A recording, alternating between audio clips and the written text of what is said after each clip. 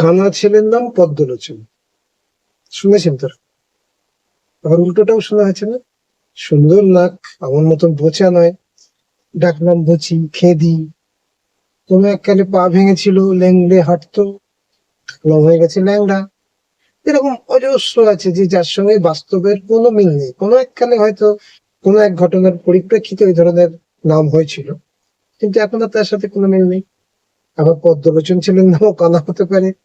পাগলা, কালো, ভোঁদা, যথেষ্ট বুদ্ধিমান, নাম দেওয়া হয়েছে ভোঁদা। তো এরকম উদাহরণ আমাদের সামনে প্রচুর আছে। একদম ঠিক ধরেছেন, আমার বন্ধু ঠিক এই কথাটাই ফলো করে।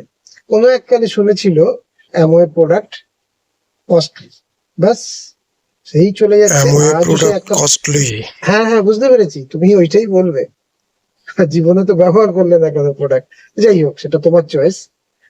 প্রোডাক্ট ব্যবহার না করে কি করে বুঝলো যে দামি, আমি ঠিক বুঝতে পারলাম না। অ্যামওয়ে খুব ভালো, ফাটিয়ে বলবে একদম, মানে প্রশংসায় পঞ্চমুখ, আমার থেকে বেশি বলবে, এমন মালিকের থেকে বোধহয় বেশি বলবে। কিন্তু কস্টলি, ওই খেদি বুঝ, ছোটবেলা থেকে বলে এসছে।